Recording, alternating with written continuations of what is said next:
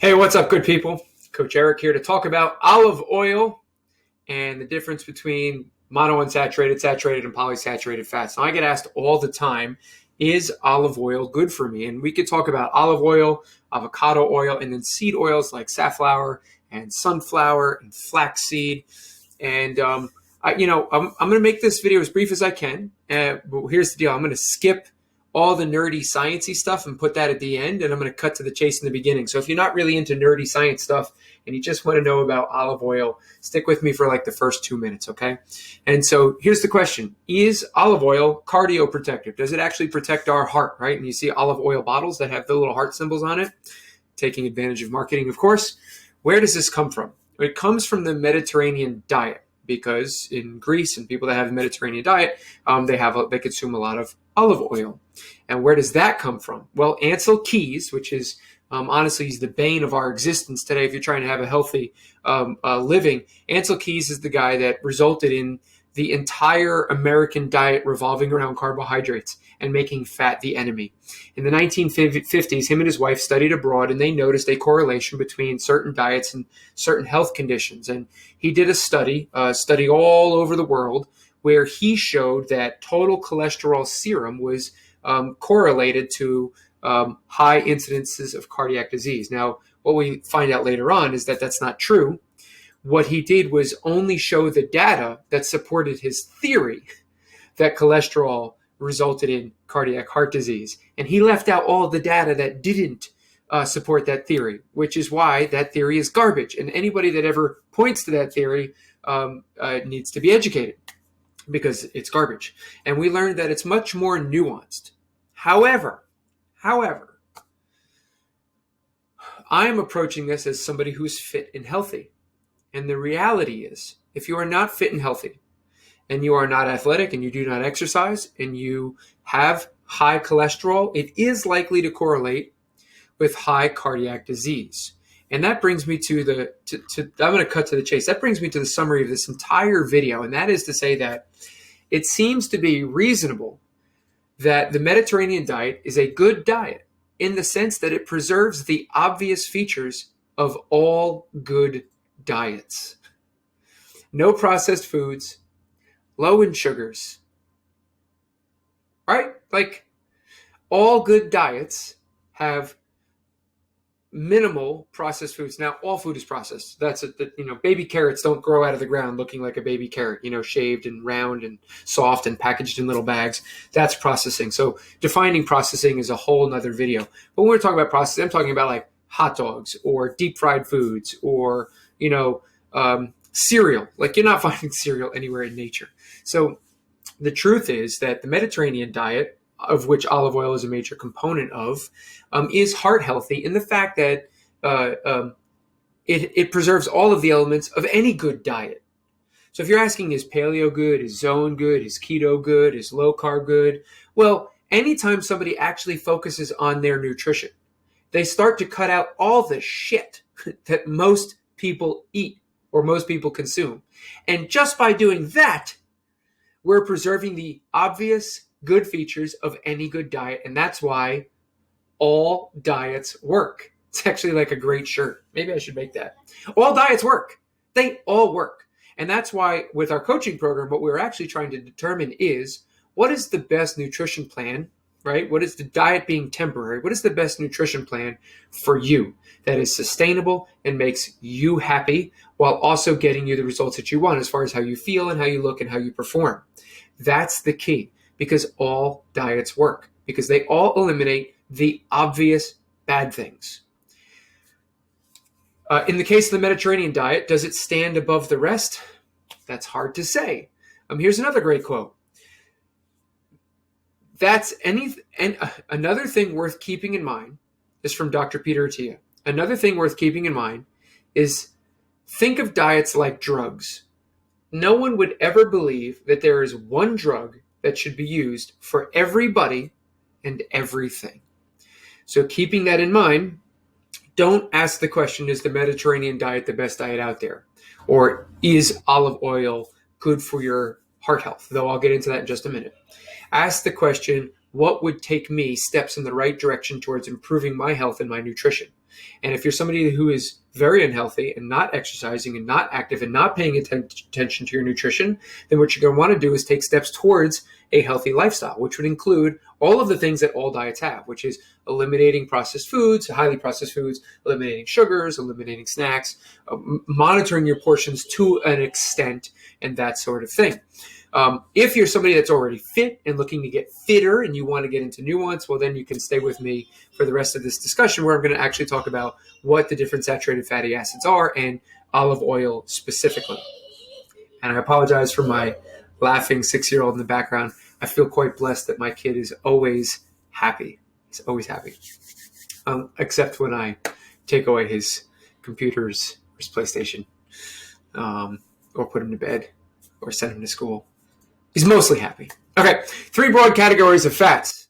You have saturated fats, saturated fatty acids, monounsaturated fats, and polysaturated fats. What's the major difference? Saturated fats, if you just want to identify them real quickly, they're typically solid at room temperature. Monounsaturated fats are typically solid only when you freeze them, and polyunsaturated fats are typically never saturated or never solid. Okay. Now you also have trans fats. That's something that happens in processing, where what happens is a hydrogen bond switches from one side to the other side and causes the chain to be unstable. And that's something for another discussion. So saturated, mono, and poly. Okay. Saturated fats means that all the carbon atoms, you can think of all fatty acids are a carboxylic group, COOH, and then a lot of carbons. It's a carbon chain. The length of that carbon chain and whether or not there are double bonds and where the double bonds occur with hydrogen basically determine the fatty acid. A saturated fat has every bond is filled with a hydrogen. So there are no double bonds and it is completely full with hydrogen atoms. Okay. Now the number of single bonds differentiates the fatty acids apart. A monounsaturated fat, that is where there is one double bond. Mono being one, saturated, one double bond, and the point where that double bond is the point of unsaturation, and that determines that, along with the length of the chain of carbons, determines what fat that is. And then poly, unsaturated, and then basically there is more than one double bond. And where that is also determines, and the length of the carbon chain, what fatty acid that is. A great example would be an omega-3. An omega-3 means that the double bond is 3 spots back from the carboxylic group. Carboxylic group being COOH, carbon, oxygen, oxygen, and hydrogen. So if you are a complete geek, an 18:0 fatty acid would mean that it is an 18 carbon chain fatty acid with 0 double bonds. That would be stearic acid. 16O would be palmitic acid. And 18-1 would be oleic acid, which is in olive oil. See how I brought it full circle? 1 double bond, and that will be denoted by N9, meaning that that double bond is 9 spots back from the carboxylic group. Okay? If you're super nerdy, that is for you. If not, I might have lost you. Okay, what are some of the observations that suggest a heart health benefit to olive oil? Well, the observation is this. The people that are eating less saturated fat tend to have less incidence of cardiac disease, according to Ansel Keys. We know that this is more nuanced and not exactly true, but that's what he correlated, right? And if they're eating less saturated, they're eating more monounsaturated. And what was in that more monounsaturated fatty acid diet? And that was olive oil. And so this is a correlation, right? Correlation does not prove causation, but it is a correlation. These healthier people with less incidence of heart disease were eating more monounsaturated fatty acids, and therefore that must have some heart health protective component. Okay, oleic acid being a monounsaturated fat and being in olive oil. Also, oleic acid is very high in vitamin E, which is known to be a very potent antioxidant, which is mostly helpful. Can also be hurtful because oxidizing low-density lipoproteins is actually a primary driver between atherosclerosis. Okay. Also, oleic acid is considered to have some antithrombotic properties, actually thinning the blood, making it less likely that you would have atherosclerosis. Okay. Now, thirdly, if you're consuming more monounsaturated, you're consuming less saturated and less polyunsaturated. Okay. Polyunsaturated fatty acids. Those are the things that are in seed oils and that we hope that you avoid because they're terrible for your diet, and that could be a whole nother video or podcast of its own.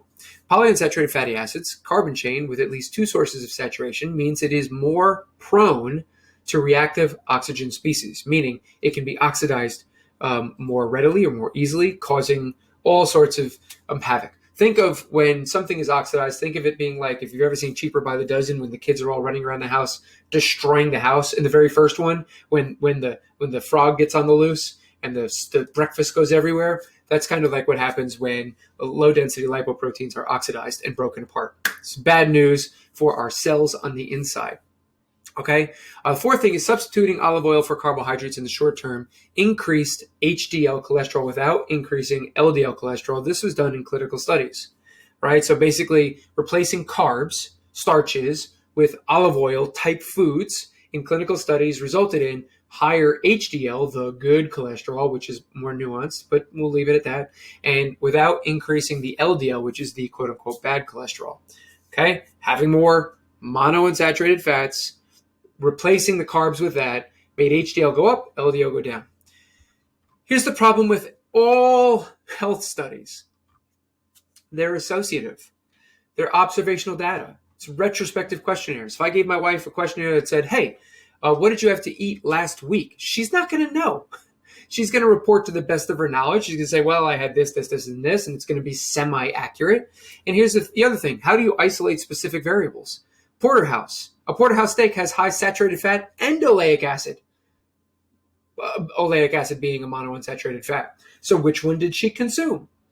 What we're actually testing, getting back to the very beginning, okay, back full circle again, is an individual's interest in being healthy. This is their healthy user bias. If we are asking healthy people questions about their diet, what they eat is likely to align with a healthier outcome. And by the way, I know plenty of people that can eat pizza and ice cream and still have a six-pack. Does that mean pizza and ice cream result in a six-pack? No. What we're actually discovering is the healthy user bias. Unhealthy people will have unhealthy results no matter what they consume. And healthy people will have healthy results likely no matter what they consume, with a little bit of gray area there. Okay, so let's wrap this up. Back to the original question about olive oil. Olive oil is primarily oleic acid, which is a monounsaturated fat. And there seems to be evidence that increasing monounsaturated fat in your diet is better than saturated and most definitely better than polyunsaturated, and therefore may have some heart health benefit. What's virgin oil or extra virgin oil? Technically, it's not used, processed with heat, and they're from higher quality olives processed within 24 hours. Is that true? Hard to actually guarantee that that's true. There is an organization that actually certifies olive oils as being extra virgin, and they're much more expensive. And there's actually a group of people in Italy that taste them to determine if they're extra virgin, believe it or not. So you may be buying extra virgin olive oil that's not actually extra virgin olive oil. And is there an actual difference? It's hard to say. Soybean oil and corn oil, they are in practically everything, and they are extremely high in PUFAs, polyunsaturated fatty acids, and you should not consume them. If you want to know if something is genuinely healthy, look at the label, and if you see soybean oil or corn oil, you should not consume it, which is why I make my own avocado mayo, which uses avocado oil instead of soybean oil. Avocado oil being another oil that is high in monounsaturated fatty acids and lower in the polyunsaturated fatty acids. Last thing I'll do is cover saturated. Beef tallow, 52% saturated. Butter, 68%. Coconut oil, 91%. Just some interesting facts if you're considering how much saturated fat is in the things that you're using to cook. Okay. The last thing that I'll say is flaxseed oil. Flaxseed oil is the only source of an omega-3 oil in plants.